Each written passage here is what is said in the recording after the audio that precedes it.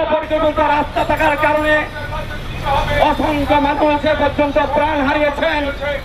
এই পর্যন্ত প্রাণ হারিয়েছেন সাবেক অর্থমন্ত্রী এম সাইফুর রহমান সহ সিলেট জেলা আওয়ামী লীগের সংগ্রামী সাবেক সাধারণ সম্পাদক ইফতেখার হোসেন শামীম, সুনামগঞ্জের সাবেক মেয়র সমীরউদ্দিন মঈন সহ অসংখ্য মানুষ দুর্ঘটনায় মারা গিয়েছে।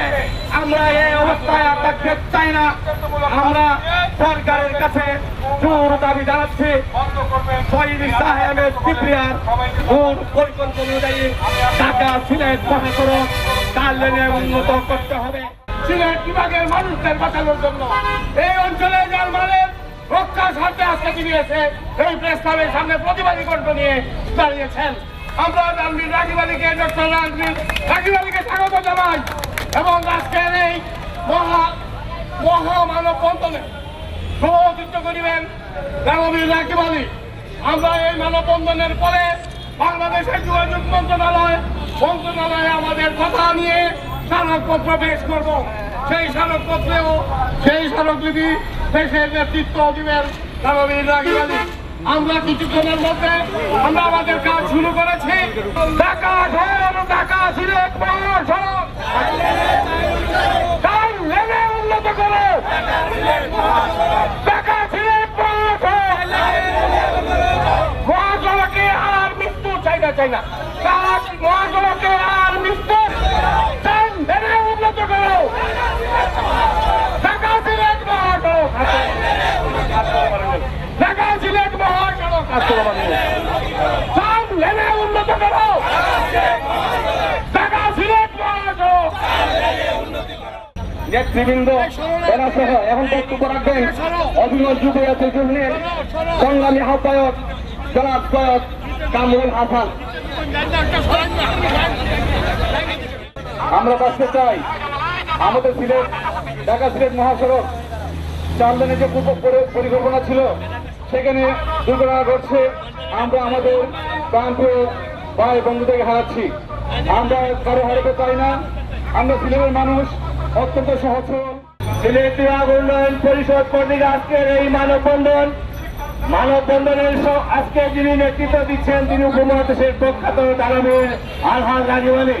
সিলেট বিভাগ উন্নয়ন পরিষদ তার জন্মলগ্ন থেকে সিলেটবাসীর জন্য যে কোনো সুখ দুঃখের সৃষ্টি হলে সিলেট বিভাগ উন্নয়ন পরিষদ ঢাকা রাজপথে মানববন্ধন সহ বিভিন্ন কর্মসূচি পালন করে থাকে।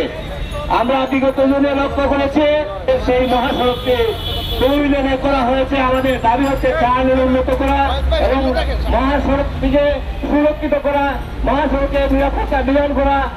জনগণের দাবি মনে করে আমাদের এই দাবিটা মেনে নেবেন সেই প্রত্যাশা ব্যক্ত করে ঢাকা সিলেট মহাসড়ক উন্নতি করুন। ধন্যবাদ। এখন বক্তব্য রাখবেন সিলেট বিভাগ উন্নয়ন পরিষদের ছাত্র বিষয়ক সম্পাদক জনাব আব্দুল হান্নান। যে মৃত্যুপথে সকালে ঘুম থেকে উঠলে আমাদের খবর নিতে হয় আজকে কয়জন মারা গিয়েছেন কিংবা কয়টা অ্যাক্সিডেন্ট হয়েছে। দেশের কাঙ্ক্ষিত উন্নয়নে আমরা অংশীদার হতে চাই। আমাদের এই যা প্রথমে মূল পরিকল্পনা ছিল 4 লেনে আমাদের ঢাকা সিলেট মহাসড়ককে উন্নীত করা হবে, কিন্তু অত্যন্ত দুঃখের বিষয় আমাদের সেই পরিকল্পনা অনুযায়ী এবং সিলেট থেকে অনেক অর্থ বর্তমান সরকারকে এখান থেকে যোগান দেয়। এসব আলোকে আমি মনে করি আজকের দাবির যথেষ্ট যৌক্তিকতা রয়েছে। আমি সিলেটের সকল দাবি দেওয়ার সাথে কম বেশি আমি দুর্বলতা আছে। এই কারণে এই সিলেটকে বাংলাদেশ অন্তর্ভুক্ত করার জন্য তাদের যথেষ্ট ভূমিকা ছিল। সরকারকে এই ব্যাপারে আইন প্রয়োগ করতে হবে, আইন শৃঙ্খলা বাহিনীকে এই ব্যাপারে কঠোর আইন প্রয়োগ করতে হবে এবং গাড়ির চালকদেরকে প্রশিক্ষণের মাধ্যমে আমি মনে করি দুর্ঘটনা থেকে আমি সমগ্র ট্রাফিকে আমরা বাঁচাতে পারবো। আশা প্রত্যাশা পঞ্চায়েতের আমি বক্তব্য সমাপ্ত করছি। হুমায়ুন চৌধুরী সহ অন্যান্য নেতৃবৃন্দ আমি সবাইকে শুভেচ্ছা জানিয়ে আমার আজকে যে স্মারকলিপি পেশ করবো সেটা আপনাদের সামনে পড়ে শোনাচ্ছি। বাংলাদেশ সচিবালয় একদম করা ঢাকা বিষয় ঢাকা সিলেট মহাসড়ক 4 লেনে উন্নতকরণ প্রসঙ্গে।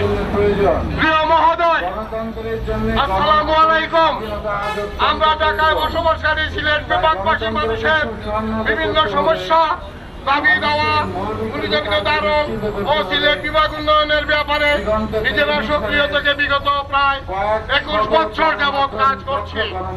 সিলেট ঢাকা মহাসড়কের ঘন ঘন যানবাহন দুর্ঘটনা প্রতিরোধে কার্যকর ব্যবস্থা গ্রহণের দাবিতে সিলেট বিভাগ উন্নয়ন পরিষদের উদ্যোগে জাতীয় প্রেস ক্লাবের সম্মুখে আজ শত শত মানুষের উপস্থিতিতে মানববন্ধনের পর আপনার কাছে সিলেট বিভাগবাসী মানুষের যানবাহনের নিরাপত্তা বিধানের বিষয়ে উক্ত স্মারক পত্র। প্রিয় মহোদয়, আপনি নিশ্চয়ই অবগত আছেন ঢাকা সিলেট মহাসড়কে নিয়মিত দুর্ঘটনায় জড়ে যাচ্ছে শত শত মূল্যবান প্রাণ। শহীদ অর্থমন্ত্রী প্রণীত ঢাকা সিলেট মহাসড়কের মূল পরিকল্পনা অনুযায়ী 4 লেন বিশিষ্ট মহাসড়ক নির্মাণ করতে হবে। আপনারা যদি এই দাবির প্রতি সমর্থন থাকে হাততালি দেন। আমাদের 2 নম্বর দাবি ঢাকা সিলেট মহাসড়কের রেল লাইনের উপর পরিকল্পনা অনুযায়ী রেলীয় ওভারপাস নির্মাণ করতে হবে। ঠিক আছে? আমাদের দাবি ঢাকা সিলেট মহাসড়কের যানবাহন দুর্ঘটনায় নিহত সকল যাত্রীকে ক্ষতিপূরণ দিতে হবে। ঠিক আছে? ঠিক আছে? আমাদের দাবি ঢাকা সিলেট মহাসড়কে যানবাহন নিয়ন্ত্রণে সিসি ক্যামেরা নিয়ন্ত্রণ সংযোজন করতে হবে। ঠিক আমাদের দাবি ঢাকা সিলেট মহাসড়কের পাশে হাট পাচার উচ্ছেদ চাই, নিয়ন্ত্রণ করতে হবে। ঠিক আছে, আমাদের দাবি ঢাকা সিলেট মহাসড়কের যাত্রী সেবার মান বৃদ্ধি করে সারা দেশের বিভিন্ন রোডের দূরত্ব অনুযায়ী ঢাকা সিলেট মহাসড়কের যাত্রী ভাড়া সমন্বয় সাধন করতে হবে। ঠিক আছে, মাননীয় যোগাযোগ মন্ত্রণালয়ের দায়িত্বপ্রাপ্ত মন্ত্রী, আপনার সবিকে আজকে এখানে যারা বাংলাদেশ সরকারের বিভিন্ন প্রতিনিধিত্ব করে এখানে সংস্থার লোক আছেন, তাদের সামনে এগুলো উত্থাপন করলাম এবং জনগণের দাবি নিয়ে, জনগণের সমর্থন নিয়ে এই দাবিগুলো আপনার কাছে পেশ করব। আমরা আর কোন লাশ দেখতে চাই না। আমি যদি দুঃখের সহিত বলতে হয়, আজকে এখানে আমাদের সাংগঠনিক মুখলেসুর রহমান, তিনিও তার আপন বোনের জামাই এই জায়গায় হারিয়েছেন এই মাধবপুরে। আর কোন বোনকে আমরা বিধবা হতে দেখতে চাই না। আর কোন বাবা পুত্র হারা, মেয়ে হারা, স্ত্রী হারা হোক, এটা আমরা চাই না। আর কোন স্বামীকে স্ত্রী হারা, কোন বোনকে স্বামী হারা হোক, সেটা আমরা চাই না। আমরা চাই অবিলম্বে মাননীয় যোগাযোগ মন্ত্রী আমাদের দাবির প্রতি একাত্ম হয়ে কাজ শুরু করবেন। আমরা 4 লাইন চাই, 5 লাইন চাই, 4 লাইন চাই। এটা এবং দেশবাসী সংগ্রামী সংগঠন সিলেট বিভাগ উন্নয়ন পরিষদের সকলকে, বিশেষ করে মৌলভীবাজার জেলা সমিতির আমাদের সংগ্রামী সভাপতি সাহেব জনাব আব্দুল কাদের মাহমুদ আজকের রাজপথে নেমেছে সিলেট বিভাগ উন্নয়ন পরিষদের প্রাণ পুরুষ এশিয়া মহাদেশের শ্রেষ্ঠ তানভীর ডক্টর রাগি সাহেব এখন সমাপ্তি বক্তব্য রাখবেন এবং সবার সমাপ্তি ঘোষণা করবেন। সিলেট বিভাগের আমার প্রিয় সংগ্রামী যারা মেম্বারগণ, অতিথিবৃন্দ, আপনারা যে আজ কাজ মানববন্ধন করেছেন, সেই জন্য আমরা সিলেটবাসীর পক্ষ হইতে সবাইকে ধন্যবাদ জানাই। আমরা এটা বাস্তবায়ন করতে চাই। মন্ত্রীকে আমরা স্মারকলিপি দেব, আমরা অপেক্ষা করবো তাড়াতাড়ি যেন এটা বাস্তবায়ন দেয় এবং ফাইন্যান্স মিনিস্ট্রিকে এবং অর্থমন্ত্রীকে এটা বলা উচিত অনতিবিলম্বে আইনের ব্যবস্থা করিয়া এবং পরিকল্পনা মন্ত্রীর মতামত নিয়ে করার জন্য আমরা এই সময় অপেক্ষা করবো যেন তাড়াতাড়ি এটা বাস্তবে রূপ দেওয়া হয়। অন্যথায় আমরা অন্য পদক্ষেপ নিব। আমরা চাই আমরা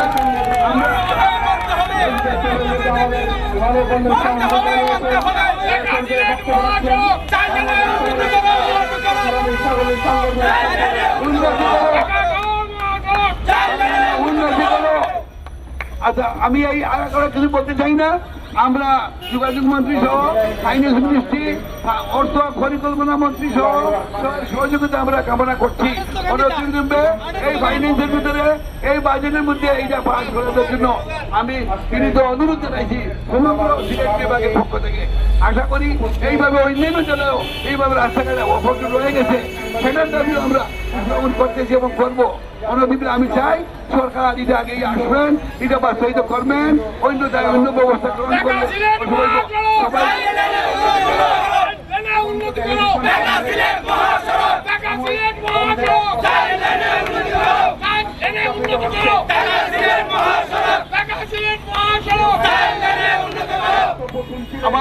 আমার সামনে অনেকে বক্তৃতা করেছেন, এগুলোর জন্য বিচার না যায়, এগুলোর জন্য সরকার বাহাদুর রেকর্ড করিয়া এটা বাস্তবায়ন করেন, এই অনুরোধ সবাইকে সাংবাদিক বৃন্দকে আমি অনুরোধ জানাই।